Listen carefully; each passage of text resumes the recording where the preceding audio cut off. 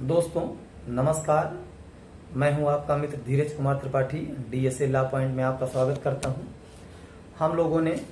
पिछले वीडियो में समन के विषय में पढ़ा था, जो कि चीज़ें पेश करने के लिए जिनके विषय में समन या आदेशिकाएं जारी की जाती हैं। आज हम लोग पढ़ेंगे उसी के एक भाग तलाशी वारंट के बारे में कि कौन कौन सी ऐसी चीज़ें हैं जिनके विषय में तलाशी वारंट जारी किया जा सकता है और कौन प्राधिकारी है जिसके द्वारा यह की जाती है। तो धारा 96 भारतीय नागरिक सुरक्षा संहिता 2023 इसके विषय में प्रावधानित करती है। धारा 96 कहती है कि तलाशी वारंट कब जारी किया जा सकता है। तो जब न्यायालय को यह विश्वास करने का कारण है कि वह व्यक्ति जो धारा 94 मतलब कि जो कि दस्तावेज या अन्य चीज पेश करने के लिए, या धारा 95 पत्रों या डाक प्राधिकारी के पास जो भी वस्तुएं होती हैं उनके लिए तारों के संबंध में यदि समन और आदेश किया गया है, तो जब ऐसे समन या उस आदेश के द्वारा उस वस्तु की अपेक्षा की जाती है और अपेक्षित दस्तावेज या चीज पेश नहीं किया जाता है, तब उस समय न्यायालय के समक्ष हो सकता है ऐसा दस्तावेज पेश न किया जाए तब, या फिर ऐसी दस्तावेज या चीज के बारे में न्यायालय को ज्ञात नहीं है कि वह व्यक्ति किसके कब्जे में है, वह व्यक्ति मतलब वह जो सामान है किसी व्यक्ति के कब्जे में है। और तीसरा है कि न्यायालय जब यह समझता है कि जांच या विचारण या किसी अन्य कार्यवाही में उसके प्रयोजन के लिए ऐसी वस्तु को या जो चीज है वह चाहिए, तो उसकी पूर्ति या साधारण या तलाशी या निरीक्षण से हो सकेगी, तब न्यायालय वहां पर तलाशी वारंट जारी कर सकता है। जैसे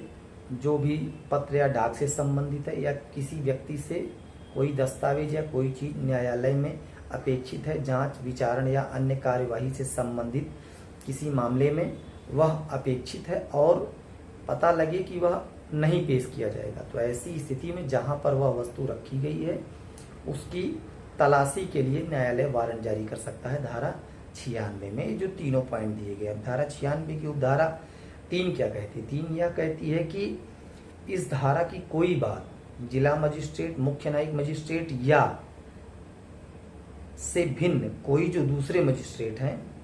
जिला मजिस्ट्रेट या मुख्य न्यायिक मजिस्ट्रेट से भिन्न कोई मजिस्ट्रेट डाक प्राधिकारी की अभिरक्षा में, मतलब जो पोस्ट ऑफिस से संबंधित कोई भी डॉक्यूमेंट होता है, दस्तावेज या पार्सल, उस चीज के लिए तलाशी वारंट जारी नहीं कर सकते हैं। और धारा 97 कहती है कि उस स्थान की तलाशी जिसमें चुराई हुई संपत्ति या कूट रचित दस्तावेज आदि होने का संदेह है। तो इसके लिए जो भी प्राधिकारी हैं वह हैं जिला मजिस्ट्रेट, डीएम, फिर एसडीएम और फर्स्ट क्लास जुडिशियल मजिस्ट्रेट, प्रथम वर्ग मजिस्ट्रेट, जिसके पास जब सूचना मिलती है या उसे विश्वास करने का कारण है कि चुराई हुई संपत्ति या फिर ऐसी आपत्तिजनक वस्तु या ऐसा कूट रचित दस्तावेज किसी स्थान में रखा हुआ है, तो उसके लिए वह कांस्टेबल की पंक्ति से ऊपर के किसी पुलिस अधिकारी को यह निर्देश करते हुए वारंट जारी कर सकता है कि उस स्थान में किसी की सहायता के साथ प्रवेश करे, जैसा भी आवश्यक हो। वारंट में निर्दिष्ट रीति से उसकी तलाशी ली जाएगी। जहां पर वह संपत्ति पाई जाए या वह वस्तु हो जो या चुराई संपत्ति है या आपत्तिजनक वस्तु है जिसका होने का उचित संदेह है, तो उसको कब्जे में अपने ले ले। और फिर ऐसी संपत्ति या वस्तु को मजिस्ट्रेट के पास ले जाए, और अगर अपराधी भी मिलता है तो उसको भी मजिस्ट्रेट के समक्ष ले जाए, तथा जहां पर वह वस्तु रखी है उसकी सुरक्षा, पहरे की व्यवस्था जो है वह पुलिस अधिकारी करे। और इनमें इसकी उपधारा 2 कहती है कि कौन सी वस्तुएं इनमें आपत्तिजनक वस्तुएं हैं जिनको की यह धारा लागू होगी। तो उसमें यह निम्नलिखित ये हैं कि जैसे कि कूटकृत सिक्का हो, जो है काउंटरफिट कॉइन है, या फिर सिक्का निर्माण अधिनियम के मतलब में आने वाले भारत में लाए गए जो धातुकण से बने होते हैं वो हों, या फिर कूटकृत करेंसी नोट या कूटकृत स्टाम्प हो, कूट रचित दस्तावेज हो, या नकली मुद्रा हो, भारतीय न्याय संहिता के अधीन 294 में आने वाली अश्लील कोई वस्तुएं हैं, या फिर जो का शिक्षा तक में आती हैं उनमें कोई सामग्री हो। इनकी सबकी तलाशी के लिए वहाँ पर वारंट जारी कर सकता है, वो भी लेकिन कांस्टेबल की पंक्ति से ऊपर का, जैसे एसआई हो सकते हैं, सब इंस्पेक्टर वगैरह, इनको सबको कर सकते हैं, लेकिन वो कांस्टेबल से नीचे का कोई नहीं होना चाहिए, कांस्टेबल भी नहीं होना चाहिए, उनके ऊपर का होना चाहिए। तो ये 2 प्रावधान तलाशी वारंट के विषय में थे। अब है कि धारा 98 कहती है कि कुछ प्रकाशन ऐसे होते हैं जिनके समर्पित, मतलब उनको सीज करने की, फॉरफिट करने की घोषणा करने की शक्ति है, उनकी तलाशी वारंट जारी करने की शक्ति किसके पास है, जो कि संबंधित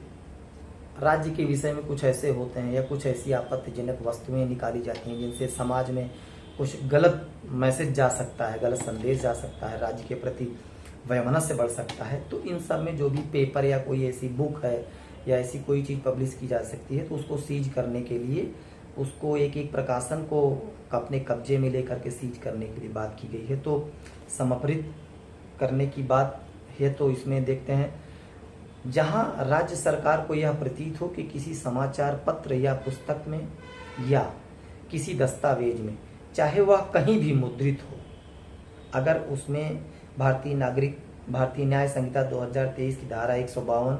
196, 197, 294, 295 और 299 के अधीन दंडनीय है, तो उस समाचार पत्र के प्रत्येक अंक, उस पुस्तक की प्रत्येक कॉपी और उस अन्य दस्तावेज की प्रत्येक प्रति को राज्य सरकार जो है अपने पक्ष में समर्पण लिए जाने की घोषणा कर सकती है, और उनमें वह आधार अभिकथन करते हुए, लिखते हुए कि इसमें इसका यह संदेह है, इसके लिए हम इसे जो है समर्पित कर रहे हैं, और उसके प्रत्येक प्रति को आप मतलब कि एक जगह रखने के लिए, सीज करने के लिए तलाशी वारंट प्राधिकृत कर सकते हैं। तो समाचार पत्र और दस्तावेज क्या होते हैं, ये उनके विषय में बताया गया है। अब ऐसी जो समर्पण की घोषणा है, वह उसको अगर मान लीजिए कि अपास्त करना हो, जिसने वह बुक पब्लिश की है, छापी है, तो वो लगे कि नहीं इसके सही कंटेंट है, तो उसके लिए क्या रास्ता है, क्या उपचार है, तो उस उपचार को धारा 99 में बताया गया है कि समर्पण की घोषणा को अपास्त करने के लिए उच्च न्यायालय में आवेदन किया जाएगा सीधे, और ऐसे में जो प्रकाशन समर्पित की घोषणा की गई है उसमें जो भी हित रखने वाला उसका व्यक्ति है, उस घोषणा के राजपत्र में प्रकाशन की तारीख से 2 महीने के भीतर उच्च न्यायालय में आवेदन कर सकता है।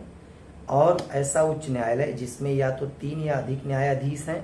तो उनसे बनी विशेष न्यायपीठ द्वारा सुना जाएगा, और अगर उसमें 3 से कम न्यायाधीश हैं तो उस उच्च न्यायालय के सब न्यायाधीश, अगर जैसे किसी उच्च न्यायालय में 2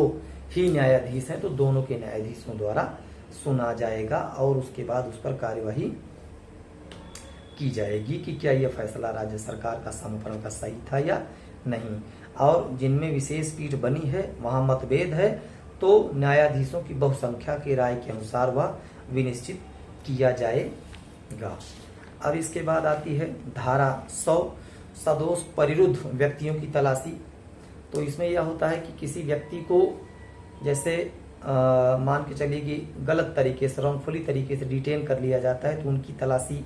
कैसे हो जाएगी। तो इसमें यह है कि जिला मजिस्ट्रेट या उपखंड मजिस्ट्रेट या प्रथम वर्ग मजिस्ट्रेट को धारा 100 भारतीय नागरिक सुरक्षा संहिता के अधीन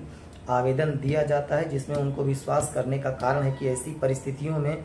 उस परिस्थितियों में परिरुद्ध किया है कि वह परिरोध की कोर्ट में आता हो, तो उसके लिए तलाशी वारंट जारी कर सकता है, और उस तलाशी वारंट जारी करने में यह आदेश देगा कि उस व्यक्ति को तुरंत वहां से छुड़ा करके माननीय न्यायालय के समक्ष उस व्यक्ति को पेश करें। यह तो सभी व्यक्तियों के लिए है। और धारा 101 भारतीय नागरिक सुरक्षा ऐसी अपहरित स्त्रियों को वापस करने के लिए जो है विवश करने की शक्ति रखते हुए धारा 101 के अंदर कार्रवाई की जा सकती है, जिसमें किसी महिला या बालक को अपहरित किए जाने या उसके विरुद्ध किए जाने के लिए जहां पर शपथ पर परिवाद किया जाता है, वहां पर जिला मजिस्ट्रेट, उपखंड मजिस्ट्रेट या प्रथम वर्ग मजिस्ट्रेट ऐसा आदेश करेगा कि उस महिला को तुरंत स्वतंत्र किया जाए और उस बालिका के माता पिता या संरक्षक को जो उसका विधिपूर्ण भार साधक हो उसको तुरंत वापस कर दिया जाए। तो आज हम अपने वीडियो में धारा 95 से लेकर के जो है धारा 96 से तलाशी वारंट से लेकर के आगे तक हमने देख लिया धारा 101 तक। अगले वीडियो में हम लोग आगे तलाशी वारंट के बारे में, जो तलाशी संबंधी साधारण उपबंध हैं उनके बारे में पढ़ेंगे। तो आज के लिए इतना ही बस। जय हिंद, जय भारत।